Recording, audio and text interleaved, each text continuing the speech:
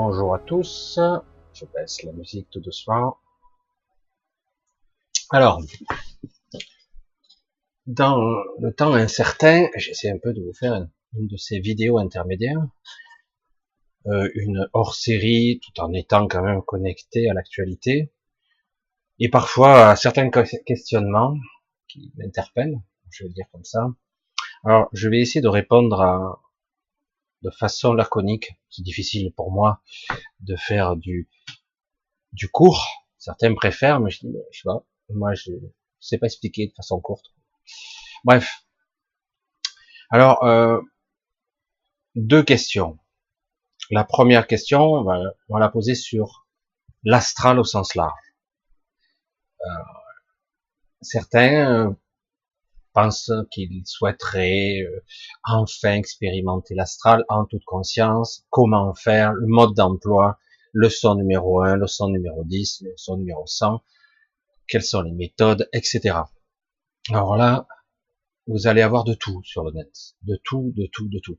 Chacun aura sa propre expérience, d'autant que je vous l'ai dit, souvent l'astral est probablement une étape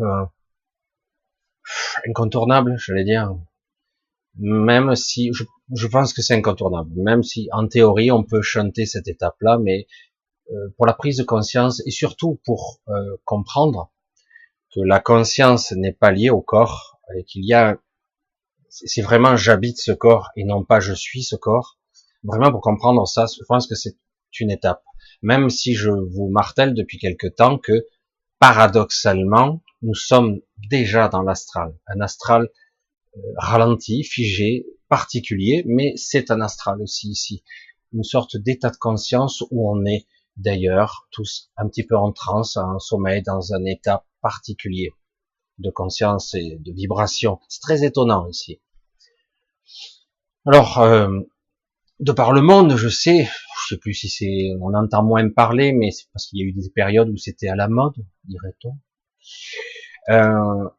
Mais il y a eu toutes sortes de techniques. Souvent, c'est lié à la méditation.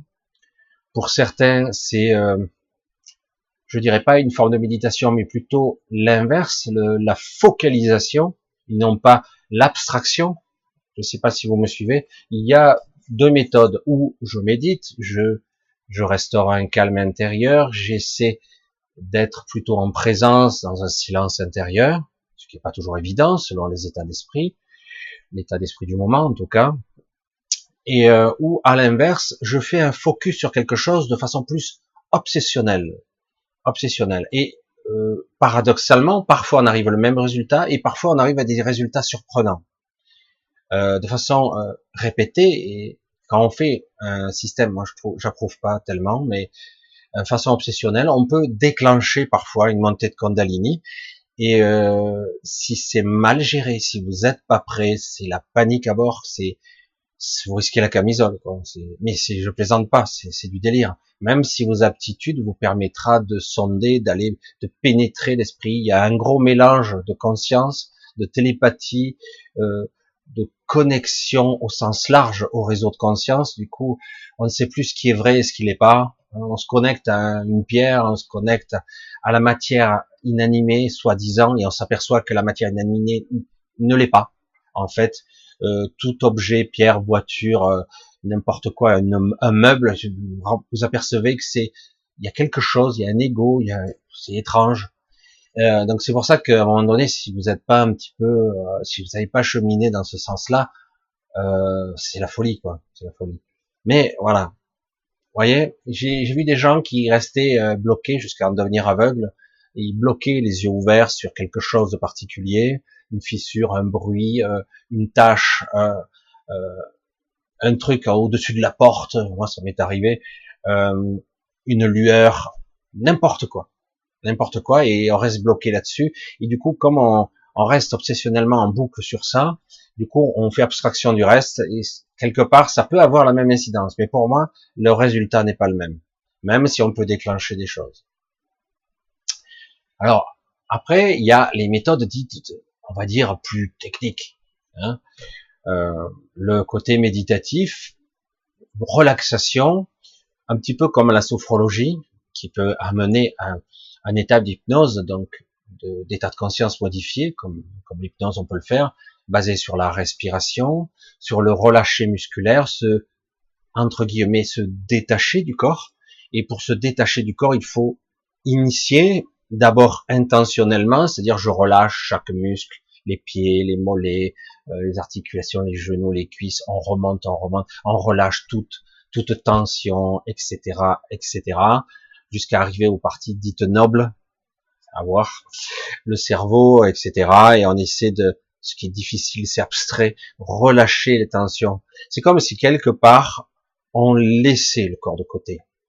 On l'abandonne pas, comme je le dis souvent, on ne l'abandonne pas, on le laisse faire. Vraiment, on s'occupe de rien et on laisse les bras tomber, on laisse le poids faire son effet, on laisse faire, on ne résiste pas, on lâche. Et du coup, au bout d'un moment, on est dans un état méditatif. Si physiquement vous êtes fatigué, vous avez des chances de vous endormir ou de somnoler ou d'être dans un état de transe hypnagogique, de vision, même d'hallucination parfois.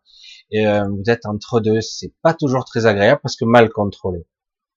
Le but n'est pas de naviguer sans gouvernail, le but c'est d'arriver à garder l'intention au fond de soi. L'intention, c'est la paix intérieure, la sérénité, le calme. Après, petit à petit, on comprend que le corps, je peux le mettre de côté et la conscience de l'autre. Vraiment, c'est certains font ça. Donc chacun sa technique. Certains ont une motivation supplémentaire. Comme je l'ai déjà dit, le prisonnier qui n'a aucun objectif, par exemple, c'est un exemple pour vous faire comprendre, le prisonnier qui est à perpétuité, qui est à la réclusion, qui voit très peu de personnes, qui voit 1 heure par jour un petit carré de ciel bleu dans une cour, si d'un coup il se rabat entre guillemets sur ses états de conscience particuliers, il aura donc une motivation supplémentaire de entre guillemets s'échapper. Et du coup, sa conscience peut se libérer à un moment donné parce qu'il en peut plus, tout simplement, parce que c'est pas, quel que soit ce qu'il a pu faire, ce qu'il vit, cet enfermement, et au bout d'un moment, c'est le délire, c'est la folie qui le guette. Et du coup, il peut parvenir à une sortie de corps d'une certaine façon. Certains l'ont vécu, c'est pour ça qu'il y a eu beaucoup parfois des gens un petit peu psychopathes, un petit peu bizarres, hein, qui sont devenus un petit peu mystiques, même s'ils ont gardé certaines de leurs travers quand même. Parce que ça reste, leur personnalité égo est polluée, et donc ça reste un petit peu quand même, qu'on le veuille ou pas. Et du coup, ils apprennent tout simplement à savoir ce qu'est le canal pranique, l'énergie, la conscience et la dite supraconscience. Je relativise. Ça, c'est aussi l'expérimentation. Après, certains veulent améliorer leur technique par toutes sortes d'ouvrages, etc. Après, il y a d'autres façons, toutes sortes de façons. Moi, j'ai un peu répondu en premier lieu. J'ai une façon de procéder qui est venue petit à petit. Au début, moi, c'est parti des rêves, puis après, je me suis retrouvé décorporé accidentellement. Je me retrouve à côté de mon lit sans comprendre. Au départ, je me dis, mais qu'est-ce que je fais là? Je pas semblé que je m'étais couché, je dois être somnambule, alors qu'en réalité, j'étais toujours au lit, mais j'étais debout en même temps. C'est un petit peu étrange. La perception de la réalité est distordue lorsqu'on n'est pas conscient, c'est pas exactement ce qu'on voit. Il faut pas oublier qu'au niveau cognitif, on n'est pas connecté de la même façon. Il y a comme aussi une impression d'un copie carbone de la réalité, puisque faut pas oublier que ce que je vois n'est qu'une induction, une, une projection mentale sur mon écran mental de ce que j'interprète. Donc c'est pas directement ce que je vois qui est. Donc c'est pour ça que c'est toujours un petit peu compliqué. Si vous êtes dans un état de conscience différent, vous verrez des choses différemment. Voir des choses, vous allez les occulter, ou d'autres, vous allez les voir, etc. C'est pas si parfait. Et c'est là qu'on comprend peu à peu que la réalité, la dite réalité, n'est pas le réel du tout. C'est plus complexe, plus subtil que ça, qu'il y a beaucoup plus de choses ici et là qui nous superposent à cette réalité. On commence à comprendre peu à peu, et après, il faut dépasser, entre guillemets, quelque chose qui est en nous, la peur de mourir, qui est souvent accrochée à, vraiment accrochée à la peur de disparaître.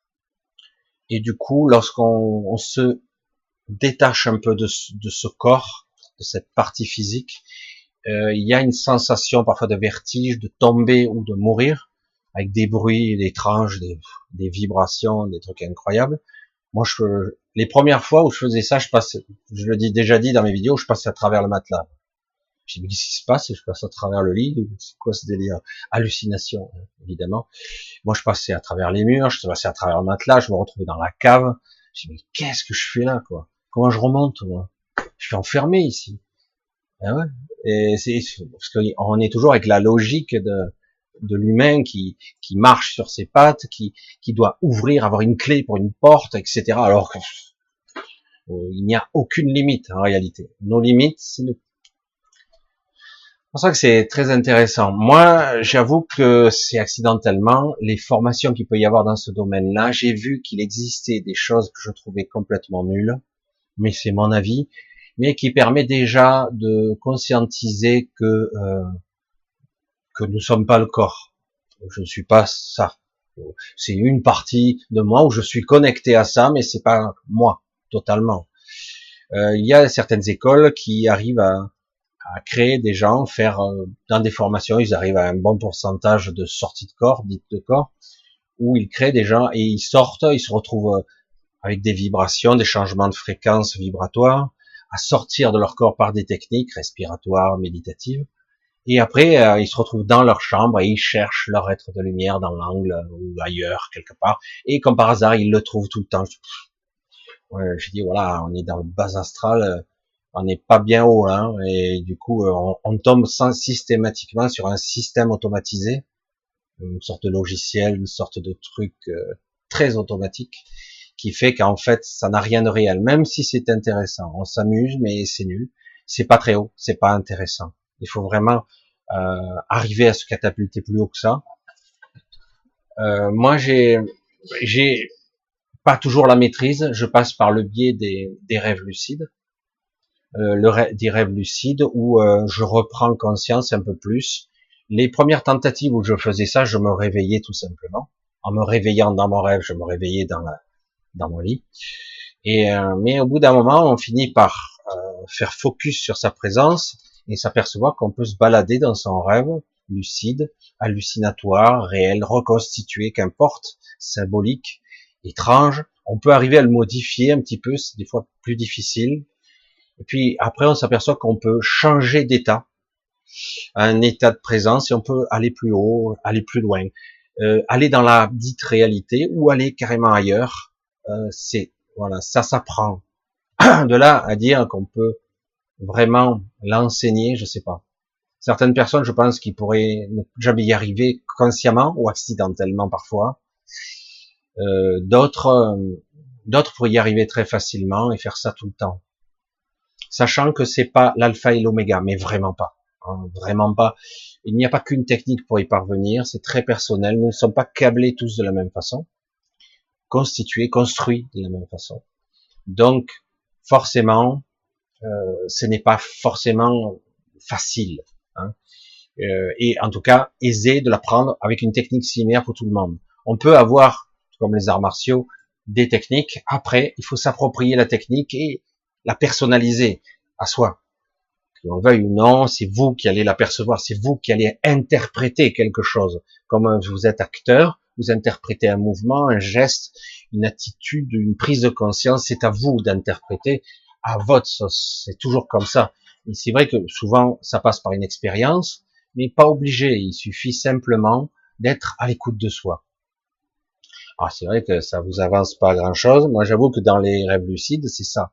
Et de là, souvent, j'avais un point de repère qui me permettait de changer de fréquence et je le sentais et j'allais à des endroits incroyables, insolites. On s'amuse et puis au bout d'un moment, on a besoin de quelque chose de plus concret. Pourtant, c'est extraordinaire, mais on a besoin de quelque chose d'autre, une connexion en fait. Et ça passe par des plans qui sont beaucoup plus denses et subtils à la fois, complexes à comprendre et des fois ça désoriente, mais passionnant. Évidemment, comment expliquer l'inexplicable, c'est toujours pas évident. Voilà, ça, je voulais pas trop rentrer dans les détails. Peut-être un jour je développerai plus si ça intéresse certains. Je sais que ça intéresse que très peu de gens. Surtout que c'est mon avis. Et ce n'est que mon avis. Hein. Mon interprétation des choses, de ce que j'ai pu vivre et de ce que moi je le déclenche. Et purée, c'est comme vous faites du vélo. À un moment donné, vous êtes dans un état, hop, instinctivement vous le faites et du coup vous êtes dans un état de présence dans votre rêve. Et c'est étrange, c'est amusant et c'est très réel. C'est très réel. Voilà. Je voulais pas faire trop long parce que bon, vous savez, les vidéos intermédiaires de la semaine, j'essaie de faire plutôt court. Je voulais aborder un deuxième sujet qui n'a rien à voir, parce que j'aurais pu faire deux vidéos, mais je dis non, on va faire une vidéo assez courte et essayer de rassurer quelque part. Un sujet très grave et très sérieux, et je vous donne mon avis, mon interprétation. Ce n'est que la mienne comme toujours. Une personne m'a contacté, je lis beaucoup de questions, tout, à travers, je dis, il faudra que je fasse éventuellement, oui, non. Puis là, je dis, est-ce que j'aborde ou pas, très délicat. Dans bien des cas, des jeunes femmes, des femmes se mettent, parfois, il y a un problème et elles avortent. Et qu'on le veuille ou non, ben, quelque part, même si c'est pas le bon moment, je suis trop jeune, il y a toujours une bonne raison pour avorter, pour diverses, parce que c'est une sacrée responsabilité, un enfant, quand même. Et donc, il y a un avortement, et quelque part, il y a une interruption de vie. Alors, comment ça se passe pour l'enfant, tout ça? Là, vous n'avez pas à le gérer, ça. Moi, je vous le dis comme ça. En ce qui concerne l'interruption de vie, vous n'avez pas à gérer ça. C'est pas votre problème. Ce que vous avez à gérer, c'est ce qui se passe en vous. Vous allez être damné. J'ai entendu ça aussi. Je serai damné parce que, par l'église, etc. C'est interdit. C'est l'avortement, le suicide, etc. Et vous allez être damné, etc. Alors tout ça, évidemment, certains l'ont compris, c'est lié à sa propre culpabilité. Pas la culpabilité extérieure d'être damné, c'est sa propre culpabilité. Il n'y a pas de, c'est très très très compliqué parce que c'est très intime et très personnel. Il peut y avoir, qu'on le veuille ou non, tout un pataquès qu'on va traîner toute sa vie, et quel âge elle aurait ou quel âge il aurait, comment il serait, ce qui serait intéressant, peut-être que j'aurais pas dû, les regrets, les remords, etc. Et du coup, on charge la barque là. Et c'est vrai que tout ça, je pense que ça devrait se travailler. Il n'y a pas de culpabilité à l'avoir. Vous savez pourquoi? Je vais vous dire simplement pourquoi. Parce que vous croyez que vous avez le choix. Mais vraiment, hein, tout le monde croit que ouais, mais j'avais le choix, mais c'était difficile, c'était trop dur. Non, et puis c'est la mort dans l'âme que j'ai avorté. Pour d'autres raisons aussi, d'autres systèmes aussi, hein, ça peut être comme ça, mais l'avortement c'est puissant. Hein. Et je vais insister. Personne ici n'a aucun choix. C'est terrible, hein. Vous avez l'illusion du choix et vous n'avez réellement pas de choix. Le choix passe par vraiment une révélation de la présence et la conscience de soi. Et tant qu'on n'a pas conscience de ça, parce qu'au début, lorsqu'on fait émerger la conscience de soi, on s'aperçoit qu'on est en conflit intérieur avec cet ego. Du coup, on dit, mais qu'est-ce qui se passe, quoi? Moi, je souhaite vraiment m'émanciper, me libérer, et mon ego veut me montrer, m'aller là, dans cette merde, et il y a une dichotomie intérieure, comme une cassure, qui crée, vraiment, je dis, mais qu'est-ce qui se passe, quoi?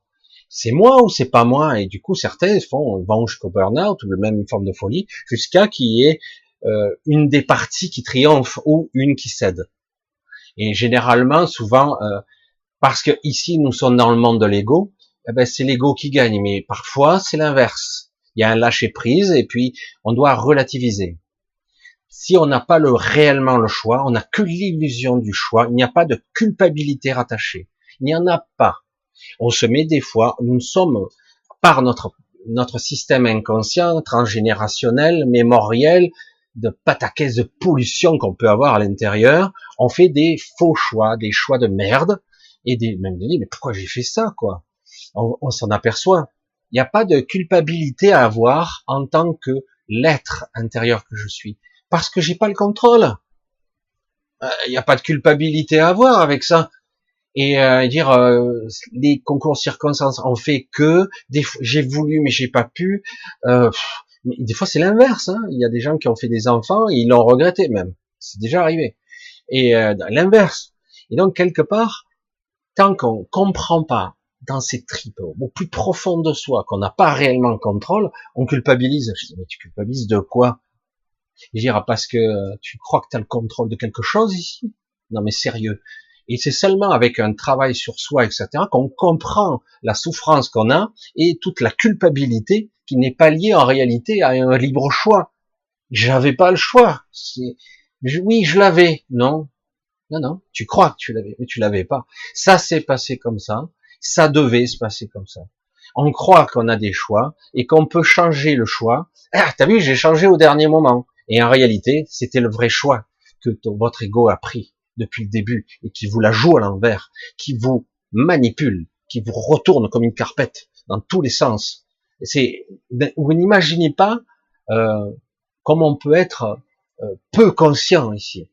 Je me fais avoir et des fois je me fais piéger et c'est mon soi supérieur ou mon ajusteur de pensée, qu'importe, qui me dit qu'est-ce que tu fais. Du coup je m'arrête net. Ben oh, je me suis fait piéger encore. Ah ouais, mais ça sert à rien.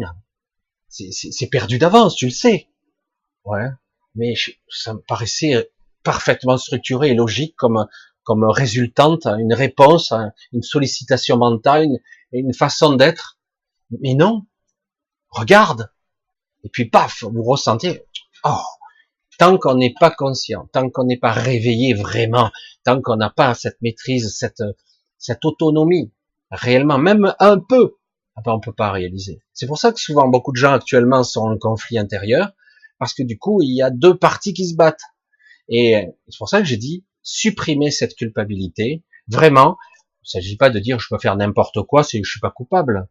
Et il s'agit que de dire quand ce sont vraiment des choses existentielles aussi profondes et qui vous blessent à travers le temps, culpabilité, je vais être damné, etc. Je dis, mais tu n'avais pas le choix. C'est pour ça que ces histoires karmiques, c'est de la merde. En tout cas, tel que c'est présenté là. La vraie structure karmique, c'est autre chose. Il y a des transferts d'énergie, de mémoire. Si, et seulement si, il n'y avait pas de l'interventionnisme, et si on ne modifiait pas les structures, si on ne modifiait pas les mémoires, si on ne polluait pas, si on ne nous influençait pas, si on nous obligeait pas, mais seulement si. Là, c'est pour ça qu'il faut arrêter avec tout ça. La culpabilité, à un moment donné, il faut la poser. Ben, c'est pas de ma faute. Faut que je me pardonne parce que de toute façon, c'est pas de ma faute. J'ai pas réellement le contrôle. Il y a des gens, ils peuvent pas s'en empêcher, ils font des conneries, ils font des choses, ils essaient, mais donc certains ils vont faire de l'hypnose, comme par hasard, pour se libérer d'une addiction ou autre chose. C'est très dur, parce que quelque part on est esclave ici, on est buggé, on est conditionné, programmé, avec des croyances, avec des kilomètres de croyances, c'est énorme. On est emprisonné, et notre première prison, c'est notre petit mental. C'est pas le vrai mental, que j'appelle le sur ou le supramental, c'est le petit mental, c'est l'ego, c'est votre première prison, et en plus qui est altérée, modifiée, réductrice, etc. Et elle est tremblante, lâche, lamentable, peureuse, etc., etc. Agressive parfois. C'est pour ça que vraiment, je le dis, il faut arriver à le réaliser. Beaucoup croient que j'ai le choix, tu vois, je peux décider de ça, etc. Vas-y, montre-moi que tu vas jusqu'au bout. Et certains, ils se battent contre eux-mêmes. Hein. C'est un vrai conflit intérieur. Ils disent, je dois le faire, mais je le fais pas. J'aimerais faire ci, mais j'y arrive pas. Oh, j'ai pas assez de courage, etc., etc. Parce que c'est l'ego qui a pris le dessus, le contrôle.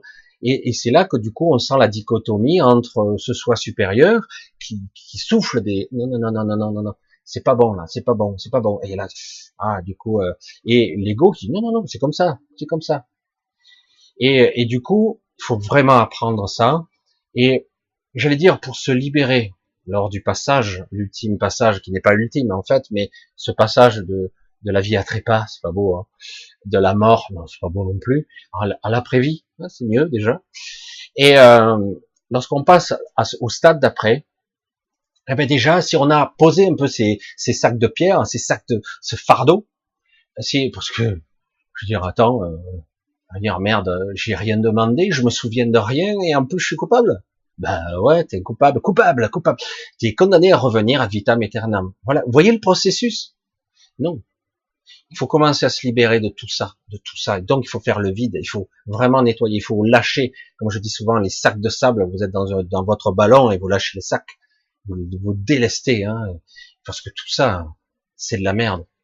D'autant qu'en plus, ici, c'est qu'une illusion, et quelque part, moi j'ai dit des fois, les enfants qui doivent pas naître, c'est qu'ils devaient pas naître. C'est aussi simple que ça. Alors, je vais pas trop approfondir le sujet, mais je pense que j'ai déjà bien fait comprendre mon point de vue sur le sujet. C'est vrai qu'il y a beaucoup de gens qui sont ou des psychopathes ou des sociopathes, des portails organiques, des pervers narcissiques. C'est une autre catégorie. Ils n'ont pas de conscience. Mais pour ceux qui ont une conscience, ils s'en aperçoivent tout de suite. Ils culpabilisent tout le temps. Ils ont des regrets, des remords. Plus le temps passe, plus ils sont là, ils sont comme des zombies. Ils ont 80% de leur énergie qui est sapée, vidée, comme un sac c'est une hémorragie interne. C'est exactement ça. Et c'est le but, non? Ils ont réussi leur coup. Quelqu'un qui devait être éveillé, spontané, artiste, éveilleur de conscience, ou que sais-je, un rayonneur, ah ben il sera démoli.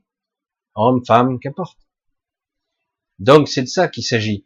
Et c'est très difficile, hein, parce que c'est profond, c'est très enraciné cette souffrance. Je suis coupable, mea culpa, hein. C'est très judéo-chrétien, c'est clair.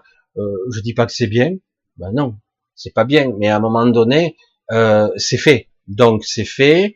Il y a eu tout un processus. C'est facile de dire après coup, j'aurais dû.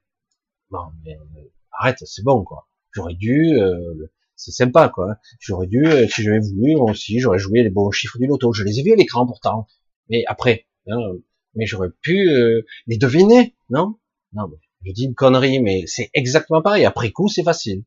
C'est facile, c'est toujours facile. Mais le choix, lorsqu'on est dans le noir et dans le brouillard, et surtout dans une souffrance intérieure, eh ben, on fait ce qu'on peut. Hein. Surtout, il y a tout le monde qui a son grain de sel.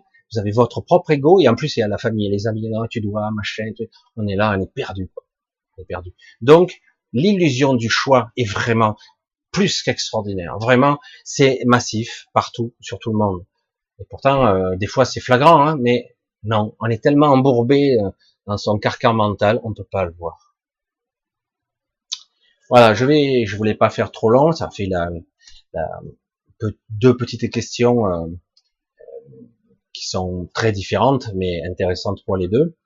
Voilà, et voilà pour cette vidéo intermédiaire du mercredi. C'est pas toujours le mercredi, mais du mercredi. Voilà, je vous embrasse tous, je vous remercie encore. Franchement, je vous remercie tous pour les quelques soutiens que j'ai là qui tombent. Je sais qu'en ce moment c'est terrible, terrible pour beaucoup. C'est vrai que ça devient plus difficile, je vois pour certains. Vous inquiétez pas, hein, on va faire comme on peut. Hein. De toute façon, c'est vrai qu'aujourd'hui je me consacre à ça, vidéo et machin, enfin, les entretiens, etc. J'en fais un peu moins parce que c'est très prenant. Et du coup, j'allais dire, c'est vrai que ça devient un petit peu ma vie, j'allais dire comme ça, un petit peu, en grande partie, pas seulement, hein, j'ai aussi une vie privée. Mais et donc, je remercie vraiment sincèrement ceux qui donnent sans demander, parce que vraiment, c'est un élan du cœur, quoi, parce que il y a beaucoup de gens, 99,99% des gens, c'est tout gratuit, je prends. J'ai mon neveu qui me disait ça avec beaucoup d'amusement. Gratuit, c'est dans mes prix. C'est bien, non? C'est un bon slogan, vous trouvez pas? Mais c'est vrai qu'il y en a certains qui estiment. Et puis après, il n'y a pas non plus, dans l'inverse, avoir de culpabilité parce que vous ne pouvez pas, comme certains m'ont dit. Non, tu peux pas, tu peux pas. C'est pas grave. Tu vas pas non plus te forcer. Voilà. Je passe à autre chose. Je vais vous dire à samedi. À samedi pour un nouveau direct. Là, il fait pas beau, mais il fait chaud. Du coup, la température a monté d'un coup là. Il fait chaud. Donc, je vous dis à samedi. Je vous embrasse tous. J'espère que vous allez bien tenir. C'est en train de passer à autre chose là.